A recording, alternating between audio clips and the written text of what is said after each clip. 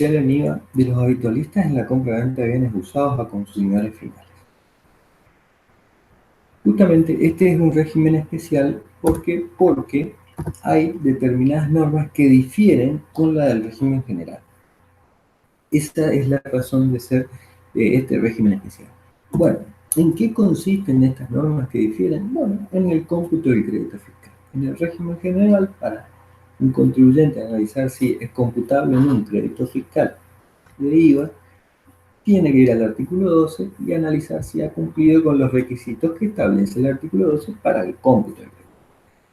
En este régimen, que está restringido a quienes hagan habitualidad en la compra-venta de bienes usados a consumidores finales, se permite un cómputo de crédito fiscal en compras originadas en operaciones con consumidores finales. O sea, viene un consumidor final, me vende un bien, o sea, le adquiere un bien a un consumidor final, la norma general me indica que no puedo computarme crédito fiscal, pero la norma especial hace la excepción y me voy a poder computar un crédito fiscal. ¿Por qué hace la excepción la norma especial? Justamente, ¿por qué? Porque la cadena de débitos y créditos fiscales se corta al momento de la adquisición por un consumidor final. El consumidor final paga el débito fiscal y la cadena se ha cortado. Sin embargo, cuando el consumidor final lo vende a un sujeto que hace habitualidad en la compra-venta de bienes usados, ese bien vuelve a reingresar al circuito comercial. Y si aplicamos el artículo 12, cuando vuelva a ingresar, no sería computable ni un crédito fiscal, por lo tanto se encarecería el costo del bien. Para evitar este problema de acumulación de impuestos por el corte en el ciclo comercial, el legislador previó este régimen, que permite al habitualista computar un crédito fiscal cuando opera con consumidores finales. Para eso el legislador estableció una mecánica puntual y particular, que va a analizar puntualmente cómo se computa ese crédito fiscal, cómo se calcula ese crédito fiscal a computar, cuál es el comprobante respaldatorio de la operación, cuál es el tope, porque va a haber un tope, no es cualquier crédito fiscal el que se va a poder computar. Esto es una norma evidentemente antielusiva, ya que puede suceder que al consumidor final no le interese cuánto es el monto por el cual el habitualista hace figurar la operación, entonces el legislador previó un tope. Y después tenemos que ver algunos casos especiales. Primero la definición de qué se considera bien usado y después casos especiales.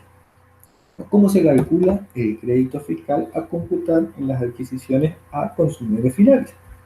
Bueno, del precio total pagado o reconocido al consumidor final hay que considerar al crédito fiscal incorporado dentro de él. Para ello hay que aplicar la fórmula que utilizamos para despejar el precio neto y hacemos precio total dividido 1 más la alícuota. Sobre el precio neto le aplicamos la alícuota y me da el crédito fiscal computable al momento de la adquisición al consumidor final. Computable pero sujeto a una condición. ¿A una condición? ¿Cuál será la condición? Bueno, ya vamos a ver cuando calculemos todo. Obviamente, la operación se debe documentar de una manera especial a los efectos de que sea computable. Ahí hay dos normas, la 3411 del 2012 habla de bienes no registrables y la 1415, que es la norma general de facturación y registración, va a tratar del caso de los bienes registrables. Puntualmente, en ambas normas, lo que se va a buscar es identificar correctamente, detalladamente al consumidor final que vende el bien usado, así como también identificar al bien que está vendiendo. Fundamental para después calcular los topes. En ambos casos hay un documento puntual y particular que lo emite el comprador, o sea, el responsable inscrito que adquiere bienes usados, consumidor final, debe emitir el comprobante.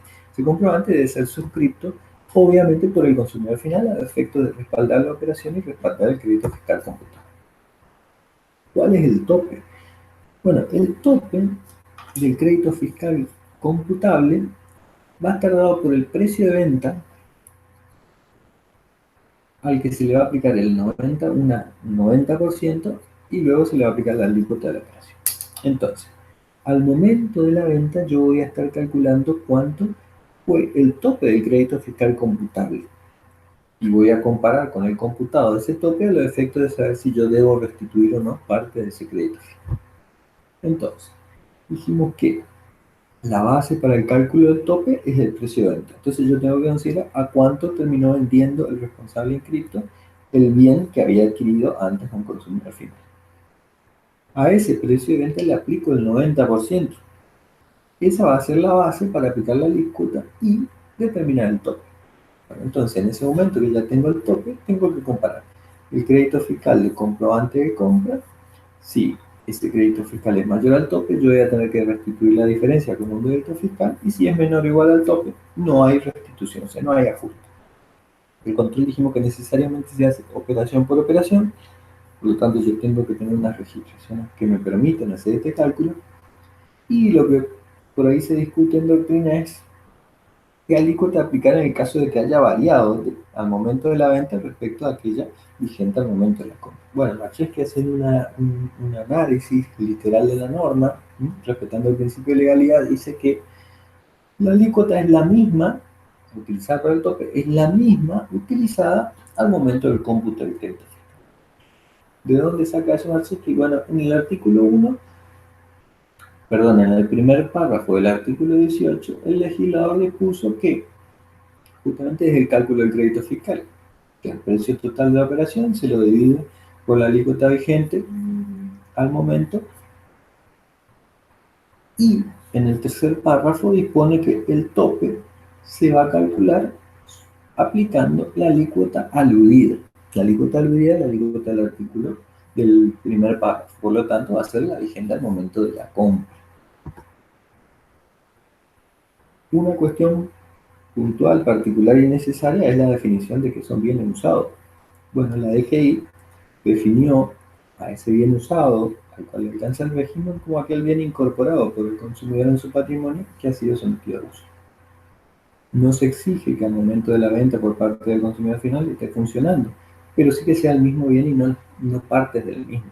O sea, tiene que ser un bien de uso, no importa que funcione, pero no que sean partes, porque si no, no estaría vendiendo un bien de uso, estaría vendiendo partes de un bien que no puede usar porque justamente son partes.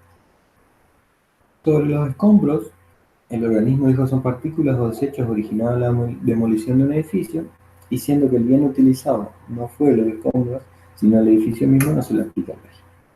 Tampoco se permitió el uso del régimen para el caso de chatarra o cartón, más aún cuando estos productos perdieron su individualidad, por lo tanto no pueden ser considerados como bienes de uso para aquel que los vende. Tampoco dice que se aplica para el caso de bienes nuevos por consumidores finales. O sea, necesariamente el consumidor final lo tuvo que haber incorporado a su patrimonio y lo tuvo que haber sometido a algún uso. Si no lo sometió a uso, sería un bien nuevo y un bien usado. Otro caso puntual sería el de los habitualistas, pero por otra actividad. Por ejemplo, el caso planteado fue que pasaba con las entidades financieras que otorgaban crédito por la compra de automóviles, y que después, ante la falta de pago de esos créditos, recibían los automóviles como parte o como pago del pasivo, del crédito que tenían con el consumidor final. La entidad financiera lo que consulta al fisco es: yo me puedo computar crédito fiscal cuando el consumidor final me entrega en dación en pago, sería una venta que le está haciendo el consumidor final a la entidad financiera para cancelar ese pasivo, está dentro del concepto de venta del artículo 2, si se podía o no computar. Bueno, ¿qué dijo el fisco? Bueno, ¿cuál es la actividad del responsable inscripto? Y la actividad del responsable inscripto son servicios financieros, no se dedica con habitualidad a la compra-venta bien usada, por lo tanto no se le aplica.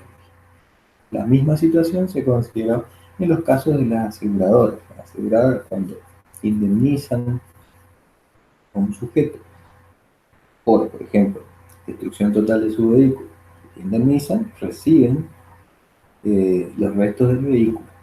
Bueno, en este caso, el fisco dijo no se pueden computar crédito fiscal por la misma situación que se planteó con el tema de las entidades. Dos cuestiones en cuanto a los sujetos que venden los bienes son: ¿qué pasa cuando las adquisiciones se hacen a sujetos exentos? Bueno, el fisco en estos casos consideró que el exento se asimila a un consumidor final, por lo tanto le extiende el régimen. Entonces tenemos que el régimen se aplica para los habitualistas en la compra de bienes venta de bienes usados a consumidor final y también exentos. No así, bueno, en realidad no se trató el caso de los monotributistas. Para analizar el caso de los monotributistas, podemos decir que sí podríamos aplicar el régimen si consideramos las normas de facturación, donde le dan el tratamiento de un consumidor final a los monotributistas.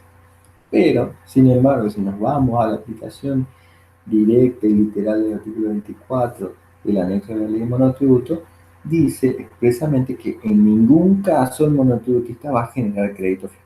Por lo tanto, parecería que la interpretación viene por el lado, la interpretación correcta viene por el lado de que no sería computable en el caso de adquisiciones a monotributista. Un ejemplo de aplicación práctica sería, en un determinado mes, en este caso pusimos enero, se adquiere a consumidores finales dos vehículos, un Gol y un Ford Ka. ¿Cómo se determina el crédito fiscal? Bueno, partiendo del precio total, se divide por 1 más la alícuota será el 21%, me va a dar un crédito fiscal completo. Ese crédito fiscal es computable en enero sin inconveniente. Lo que pasa es que va a estar sujeto a un tope al momento de que esos bienes se vendan, se vuelvan a vender. Suponemos que en febrero se realizan las ventas, tenemos que el Gol que se vendió a 300.000, el precio neto, ¿no? El precio neto sería 247.000, lo que daría un tope de 46.859. Bueno, como ese tope de 46.859 supera al crédito fiscal computado, que fue de 43.388, no hay ajuste. Cambio, en el caso del Ford Ka, vemos que el precio neto fue 163.000, aplicándole el 90% que puso el legislador y la alícuota vigente al momento de la operación, me da un tope de 30.927. Vemos que en enero me computé 31.239 y que el tope era 30.927. Esa diferencia necesariamente va a ser restituida como un débito fiscal en el mes de febrero.